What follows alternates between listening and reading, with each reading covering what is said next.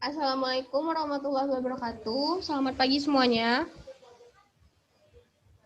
Waalaikumsalam Warahmatullahi wabarakatuh. Selamat ulangan Pak. Selamat pagi, Bu. Bagaimana keadaannya, sehat? Alhamdulillah baik. Alhamdulillah sehat, Bu. Sehat Ibu. Ibu bagaimana? Alhamdulillah sehat juga. Jadi siapa yang mau memimpin doanya? Kita berdoa terlebih dahulu sebelum memulai pelajaran ya. Silakan siapa yang mau memimpin doanya? Saya Bu. Ya, silakan Rehan. Baik teman-teman semuanya, sebelum kita memulai pelajaran, ada baiknya kita berdoa menurut kepercayaan dan agama masing-masing. Berdoa dimulai.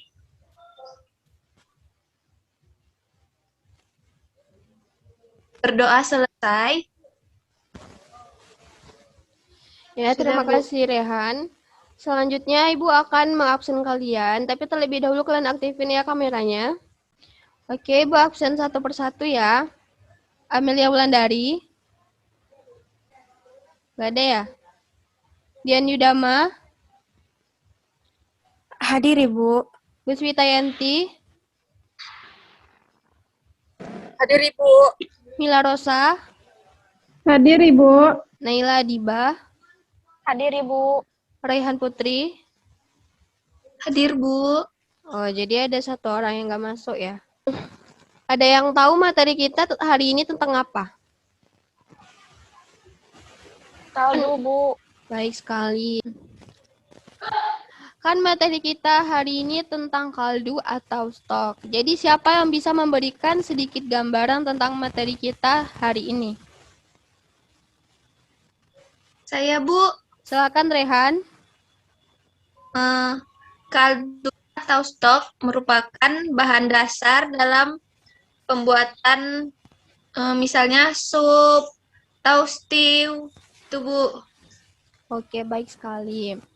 Jadi kaldu atau stok itu merupakan bahan dasar pembuatan makanan seperti sop dan saus.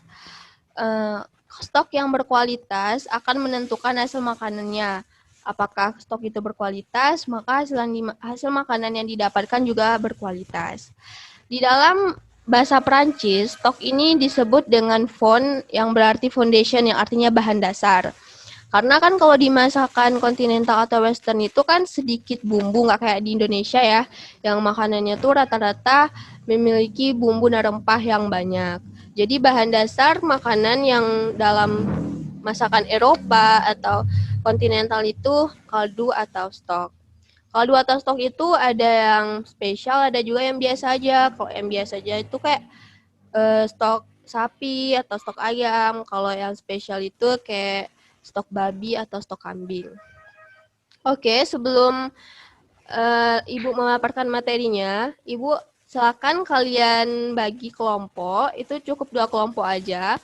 Karena di akhir pemaparan materi nanti, Ibu akan memberikan materi diskusi kepada kalian. Jadi silakan kalian bentuk kelompoknya ya, atau Ibu sendiri yang menentukan? Ibu saja, Ibu. Ya Bu. Ibu aja ya. Untuk kelompok 1 itu ada Amel, Dian, sama Wita. Sudah jelas kan? Untuk kelompok 2 itu ada Mila, Naila, sama Rehan. Oke, baik, Ibu. Selanjutnya, Ibu akan menampilkan sebuah PowerPoint. Stok merupakan bahan cair, jernih, tidak kental, penuh dengan aroma yang terbuat dari ekstrak bahan tulang atau daging, dengan menambahkan sayuran seperti onion, carrot, seleri, dan bumbu dengan prosedur yang benar. Stok merupakan bahan dasar dalam pembuatan dan menentukan kualitas makanan yang diolah, seperti sop, saus, breast dish, stew, walaupun tidak semua saus menggunakan stok. Fungsi kaldu atau stok yang pertama itu untuk merangsang alat pencernaan sehingga menimbulkan nafsu makan. Yang kedua sebagai penyedap yang dapat ditambahkan dalam makanan tertentu. Yang ketiga sebagai dasar pembuatan sup dan saus. Selanjutnya ada macam-macam kaldu atau stok. Kaldu atau stok dapat digolongkan menurut teknik pengolahan dan warnanya. Yang pertama itu ada white stock atau kaldu putih. Stok ini terbuat dari tulang dan sayuran yang direbus tanpa proses penggosongan terlebih dahulu. sehingga warna yang ditampilkan oleh white stock ini tampak bening dan jernih sehingga disebut dengan kaldu putih atau white stock. Sedangkan yang kedua ada brown stock atau kaldu coklat, stok yang terbuat dari tulang dan sayuran yang digosongkan terlebih dahulu sebelum direbus. Warna coklat diperoleh dari bahan yang sudah digosongkan tadi. Oke, sampai di sini ada yang mau ditanyakan atau ada yang kurang jelas? Gak ada? Ada, Bu. Tidak ada, Ibu. Kalau nggak ada, Ibu yang bakalan nanya sama kalian. Tadi kan di dalam PowerPoint-nya ada dijelasin tentang macam-macam stok atau kaldu. Coba sebutkan perbedaan antara kaldu putih atau white stock sama brown stock. Coba siapa yang bisa? Saya, Bu. Siapa tuh, Mila? Iya, Bu. Ya, silakan Mila. Perbedaan white stock dan brown stock adalah dari segi prosesnya, Bu.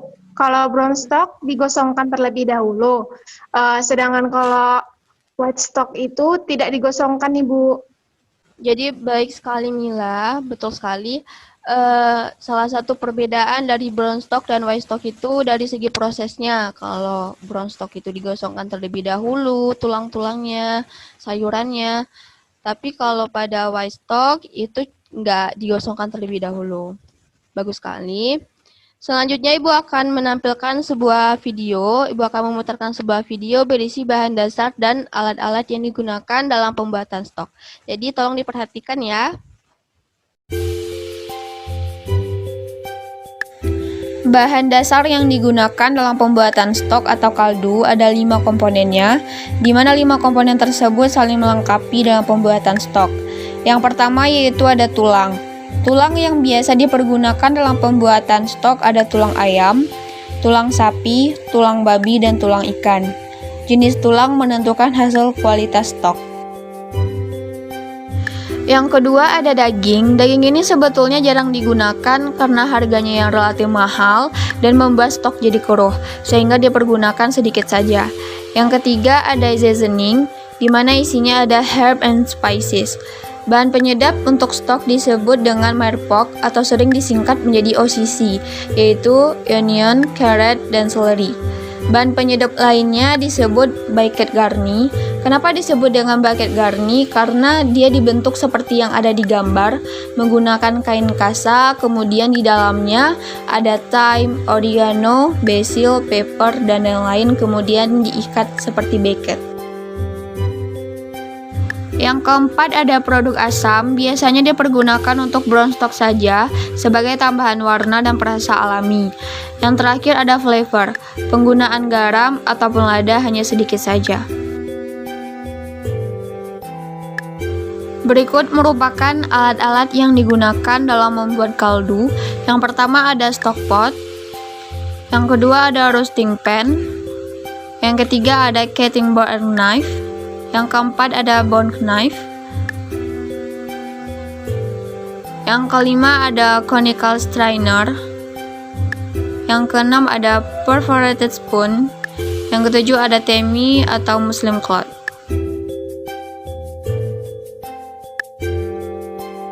Oke, setelah video tadi ditayangkan, ada yang kurang jelas atau ada yang mau ditanyakan? Saya, Ibu. Saya mau bertanya, Bu. Oke, silakan Naila duluan. Jadi, Bu, tadi kan di video sudah dijelaskan mengenai bahan dasar pembuatan stok, kan, Bu. Ya. Jadi saya mau tanya, gimana sih kriteria tulang yang baik dalam pembuatan stok? Baik sekali pertanyaannya Naila. Dalam pembuatan stok, kriteria yang baik untuk tulang atau dagingnya itu yang pertama untuk tulang sapi, sebaiknya pilihlah dari sapi yang masih muda, karena sapi yang masih muda itu tidak berlemak dan baunya pun seperti bau susu. Kalau sapi yang udah tua, dia itu udah berlemak dan kalau diolah tuh susah hancurnya. Kalau untuk daging, kalau untuk ayam, kalau untuk tulang ayam, itu pilihlah dari ayam yang sudah tua. Kalau untuk kambing, pilihlah tulang dari kambing yang masih berumur 1 tahun. Dan untuk ikan, pilihlah tulang ikan dari ikan yang masih segar dan baunya itu tidak kuat atau baunya itu tidak amis. Bagaimana Naila? Oke, sudah mengerti, Bu. Terima kasih, Bu. Oke, tadi siapa yang mau bertanya lagi? Saya, Bu. Ya, silakan Dian. Jadi gini kan, Bu. Tadi ada dijelaskan tentang Mirepoix sama Bouquet Garni. Apa sih maksudnya, Bu? Saya kurang jelas. Oke, merpo itu adalah bahan dasar pembuatan kaldu untuk menciptakan cita rasa kaldu yang spesial. Campuran bahan yang terdapat di dalam merpo ini ada bawang bombay, ada wortel, ada seledri.